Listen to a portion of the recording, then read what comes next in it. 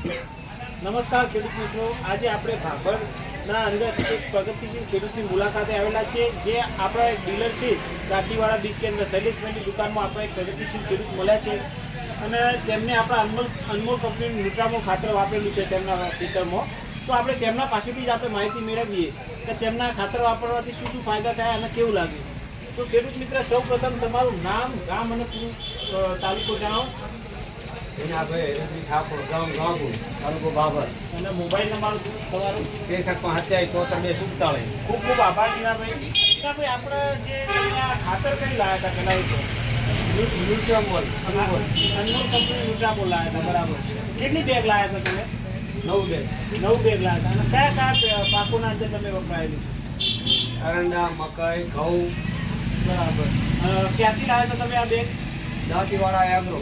Dantiwada agro. પણ ભાભરની અંદર Dantiwada agro તો 2-3 છે, પણ તમે દાંતીવાડા એગ્રો કઈ દુકાનમાંથી લાવ્યા હતા? દાંતીવાડા એગ્રો શૈલેષભાઈની દુકાને. બરાબર, ખૂબ સરસ. ટીનાભાઈ, ટીનાભાઈ, તો આપણે તમે આ ખાતર વપરાયું, કયા કયા પાકો વપરાય છે આજે તમે? એરંડા, મકાઈ, ઘઉં, જુવાર. બરાબર. હવે આપણે ટીનાભાઈ એ પૂછવું હતું કે પહેલાં તમે અન્ય રાસાયણિક ખાતરો વાપરતા, એની કરતાં આર્યું તમને કંઈ અલગ લાગ્યું ખરા? આર્યું ખાતર એના કરતાં અલગ છે આ ખાતર. શું અલગ લાગ્યું? આના લીધે ઉત્પાદન વધારે મળે છે થોડું. ઉત્પાદન વધારે, ગ્રીનરી, ખેતી થોડું આમ પોચી રાખે એમ. જમીન પોચી રાખે છે. એના મૂળ સારા રહે. બરાબર, જમીન પોચી રાખે, મૂળ સારા રાખે છે. બરાબર. તો આપણે આર્યું બીજા કોઈ ખેડૂતોને ભલામણ કર્યું હોય આ ખાતર વિશે તો કહી શકાય ખરા?